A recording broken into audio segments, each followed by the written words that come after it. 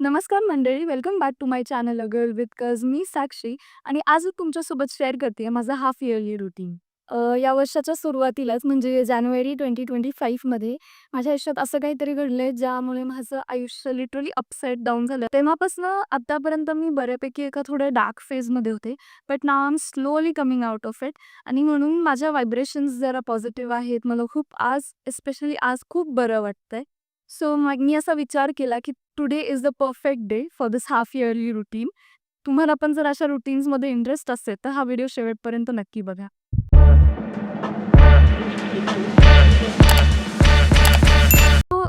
As such routine काही नाहीये. पण मला असं वाटलं की आता अर्धं वर्ष तर गेलंय जानेवारी टू जून. पण माझ्याकडे जुलै टू डिसेंबर चांगला वेळ आहे. 6 months is a long time for me to improve. जे काही मला आयुष्यात इम्प्रूव्ह करायचंय, मला जानेवारीपासूनच करायचं होतं. पण ते शक्य झालं नाही जरा. सो आता ॲटलीस्ट 6 मंथ्स माझ्या हातात आहेत आणि I am gonna rule this. So routine सुरू करण्याआधी ॲज सच रुटीन काही नाहीये. पण जे काय आहे ती प्रोसेस सुरू करण्याआधी मला असं वाटतं की जरा नीटनेटकं असावं आपलं एन्व्हायर्नमेंट. कारण आज मी सो शूटच्या वेळी बऱ्यापैकी इकडे-तिकडे पसारा होतो. सो मी सुरुवात क्लीनिंगपासून करते बिकॉज हा जो थॉट आहे की cluttered places gives you cluttered thoughts.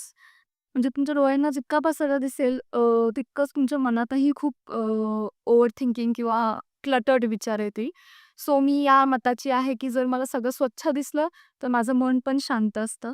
So मी सुरुवात आधी क्लीनिंगपासून केली. सो क्लीनिंग झाल्यावर माझी नेक्स्ट स्टेप असते मस्तपैकी डिजिटल डिक्लटर केला. माझ्या फोनमध्ये भरपूर असे ॲप्स झाले होते, ज्यामुळे स्टोरेज पण कमी पडत होतं. माझा फोन स्लो झाला होता. फोटोज पण खूपच जास्त झालते असाइनमेंट्ससाठी वगैरे काढलेले. सो मी ते सगळं क्लीन केलं कारण माझं आता न्यू सेमिस्टर सुरू होणार आहे.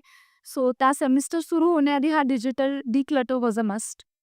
डिजिटल डिक्लटरनंतर जी नेक्स्ट स्टेप मी फॉलो करणार आहे ते म्हणजे एक इंटेन्स प्लॅनिंग सेशन. सो माझं जे प्लॅनिंगचं सिस्टम आहे ते असं आहे किंवा इन जनरल सगळ्यांचंच असतं मोस्ट प्रोबेबली.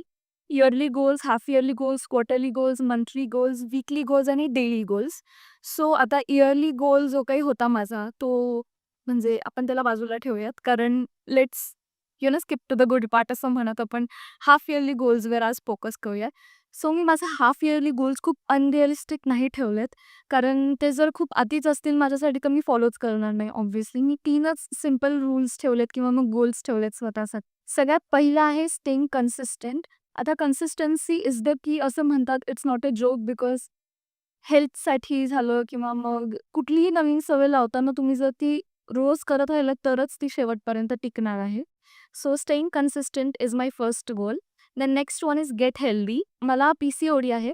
सो मला माझं वर्कआउट आणि डाएट बॅलन्स ठेवणं खूप गरजेचं आहे आणि सध्या त्याच्याकडे माझं अजिबात लक्ष नाही आहे.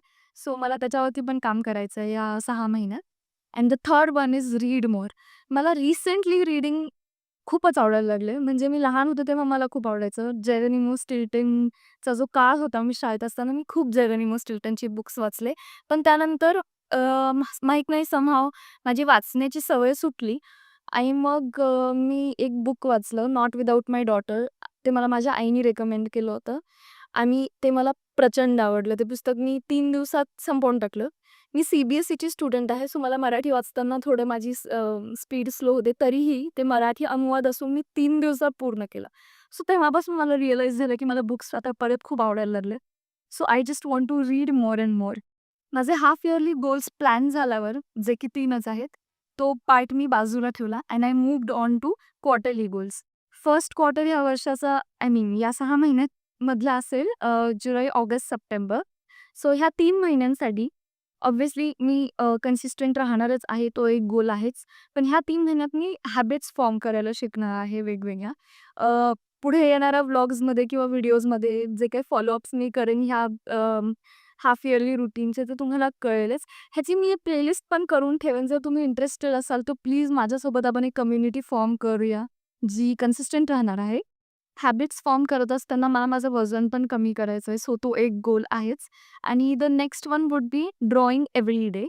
मी डिझाईन स्टुडंट आहे, सो मला सो काही वॉर्मअप एक्सरसाइजेस असतात त्या मला रोज करायच्या आहेत. फर्स्ट क्वार्टरचे गोल्स प्लॅन करून झाल्यावर मी नेक्स्ट क्वार्टरकडे गेले, जो असणार आहे October, November, December. So for the longest time I have dreamed of having like a birthday series. मी 18ची होते तेव्हा मला करायची होती. आता यावर्षी मी 20 वर्षांची होईन. So I have decided that I will be doing a birthday series. So I am keeping my fingers crossed की मी आता हे असं I am sending it out in the universe की हे नक्की होणार आहे आणि यावर्षी मी नक्की एक बर्थडे सीरीज करणार आहे. माझा नेक्स्ट गोल आहे टू डान्स मोर.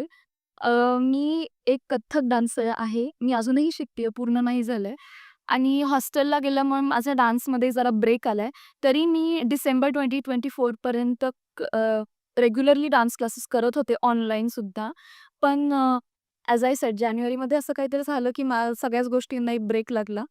सो जरी मी आता डान्स क्लास रिझ्यूम नसेन करत, तरी मला माझ्या रियाजात राहायचंय. सो मी असा विचार केलाय, की ह्या सगळ्या डिटेल्ड गोल्ससाठी ह्यांच्या हॅबिट्स फॉर्म होणं खूप गरजेचं आहे.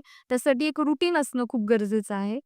सो जेव्हा केव्हा माझं प्रॉपर हॅबिट्स फॉर्म होतील आणि रुटीन फॉर्म होईल मॉर्निंग आणि नाईट, मी तुमच्यासोबत ते नक्कीच शेअर करेल. Please stay tuned for that. Intense planning करून झाल्यावर मी एक व्हिजन बोर्ड तयार केला पुढच्या 6 महिन्यांसाठी आणि हा व्हिजन बोर्ड तयार करण्याआधी पण मी खूप साऱ्या यूट्यूबर्सचे व्हिडिओज बघितले, त्यांचे एक्सपिरियन्सेस जाणून घ्यायला.